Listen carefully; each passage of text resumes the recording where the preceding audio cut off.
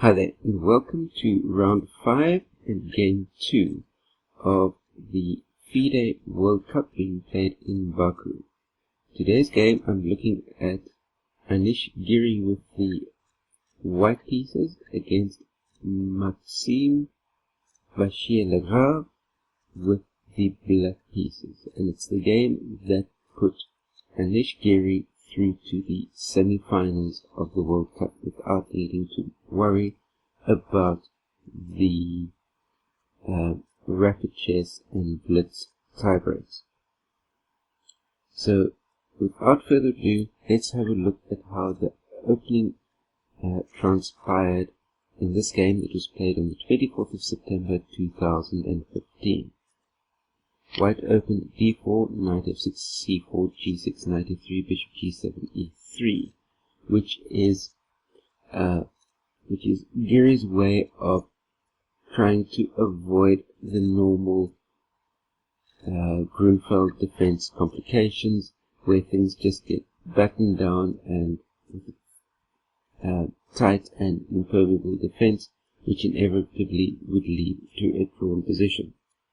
Giri just wants to play some active chess, and the game continued with castles, bishop e2, b6, castles, bishop e7, knight c3, d5, c takes d5, knight takes d5, bishop d2. The overall structure, pawn structure, you can say, is very much Grunfeld-like anyway, and black will soon try to break out with playing either e5 or c5. And indeed, he does play c5, but he didn't have to do so right away, because just by playing c5 immediately, it effectively sacrifices the pawn. Instead, he could have gone for something like knight d7, knight takes, bishop takes, queen c2, but then white would have an e4 coming up pretty smartly after that. So getting back, black had played c5, which I mentioned is just a pure pawn sacrifice. It could have been something along the lines of, or the game continued with d takes, knight takes c3, bishop takes c3, bishop takes c3, b takes c3, knight d7. In this position, instead of playing knight d7, the other option would have been b takes c5, but after queen a4, it leaves black in a rather bad position where white will pretty soon take over both the b file and the d file, and that will be resulting in a super clear advantage for white. So after knight d7, the game continued with c takes b6, a takes b6. And what we've got here is, in exchange for the pawn that black has sacrificed, he's managed to open up the a file, as you can see happening over here. He's opened up the a file with his rook on the a8, allows him to apply some pressure on that isolated a2 pawn, and he's got a target of the weak c3 pawn that he can attack, and a nice anchor square to be able to bring his knight to on c5. So in spite of all of this, I would still say that white's position is definitely the better position to be playing in. There's much more cohesiveness amongst his pieces and much more activity within his position. But definitely black does have some counter-attacking chances. The game continued with queen d4, queen c7, rook and f to b1, a5, queen b4, e6, and queen e7, making black's life incredibly more and more difficult. There are certainly some issues with the pin in the seventh rank, effectively immobilizing that knight. And also, not to mention the potential threats against the backward f7 pawn. The game continued with queen d8,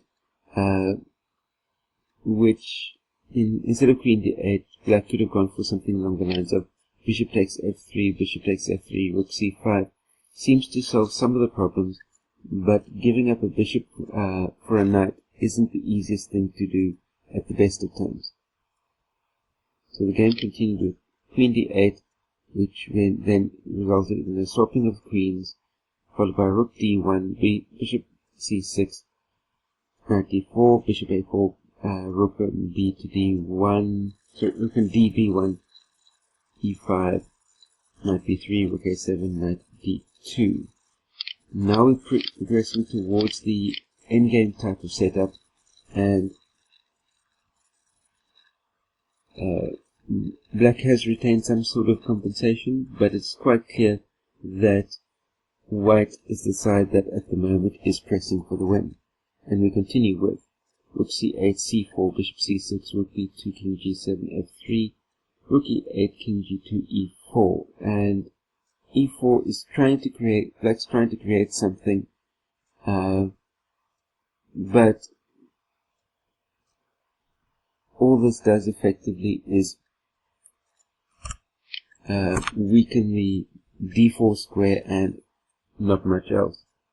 So we continue with knight b3, e takes f3, g takes f3, bishop a4, rook d1, rook e5, rook and d to e5, and with hindsight, here black should have played something along the lines of rook e8, but instead of doing that, he played rook takes d5, which allowed c takes d5, so which means that that isolated c pawn now becomes a passed d pawn, and you've got the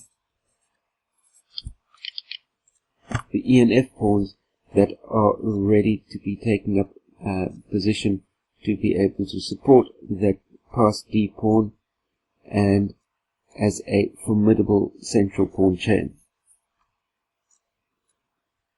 And so as a necessity at the moment, here black plays bishop takes b3, which is a necessity because black simply can't allow white to set up pieces in all the right squares before pushing to e4.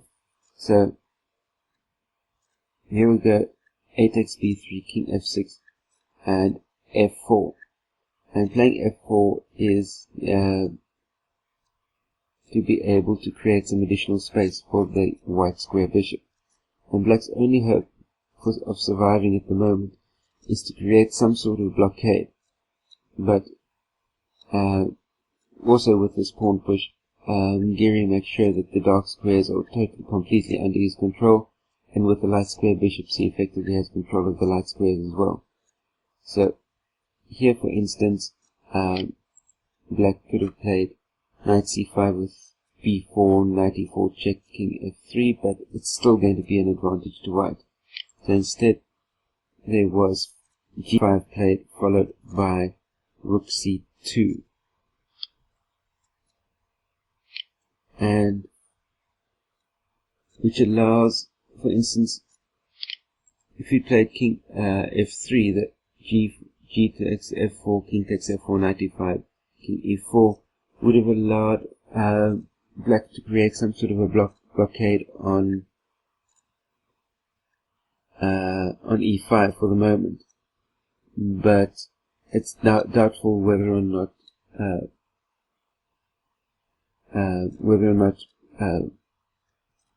black will be able to hold that position. But at the same time, this combination is a little bit better than what Giri did, and it probably would have brought about the win a whole lot faster.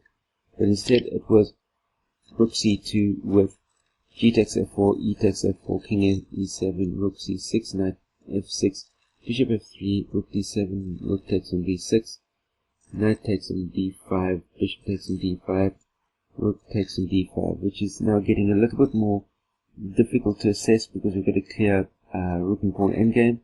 But what I like here is, most definitely, is that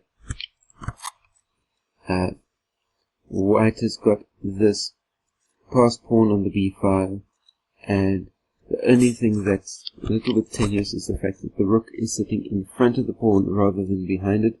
And if Giri can work the position in such a way that he can either bring the rook down around behind the pawn, or use his king to create some counterplay with the two pawns on the king side, he should be able to push this through.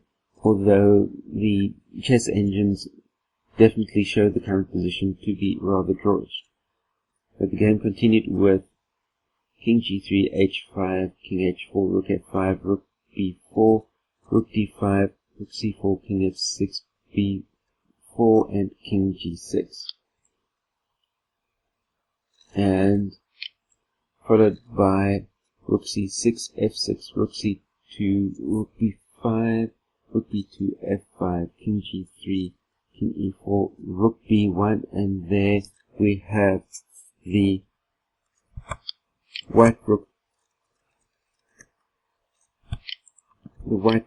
getting in behind the white pawn on the b file, which means that there's no ways that black would be able to dislodge that pawn, and by bringing the king into the picture, it's just a matter of time before that pawn gets pushed through.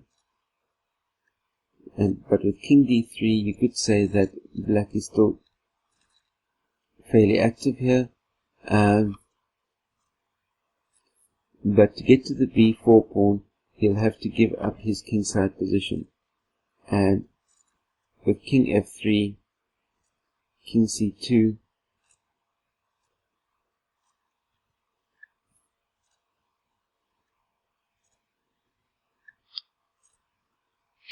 and rook a1, rook takes on b4, rook goes to a5, which then effectively keeps the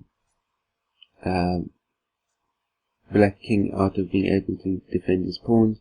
We go rook b3, king e4 obviously, and then this king intrusion up into the black position is effectively what seals Vachier-Lagrav's fate, and the rest of the game more or less plays itself out into completely winning. h4, king f5, king d3, king takes on f6. So now we switched the pass pawn on the b file to a pass pawn on the f file, and what's more, the Giri's got his king ahead of the pawn, which makes it so much easier for the pawn to be able to queen.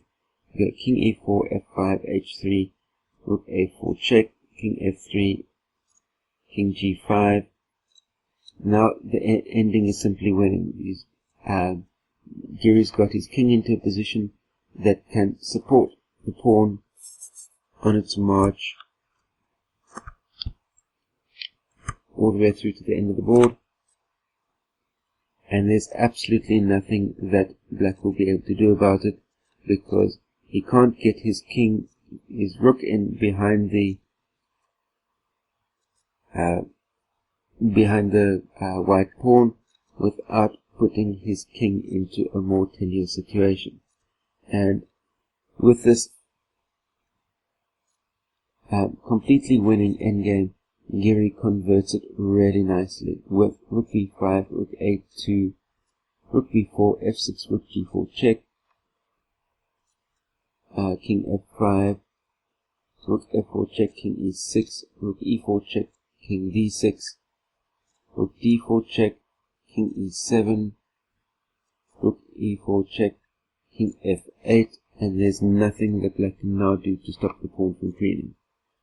And we continue with rook b4, f7, rook f4, the rook comes to b2, rook on a4, the rook goes to b6, and with no ways of being able to stop the white pawn from queening, and which will then be used in combination with the rook to mop up black's h-pawn, and the rook will follow shortly thereafter.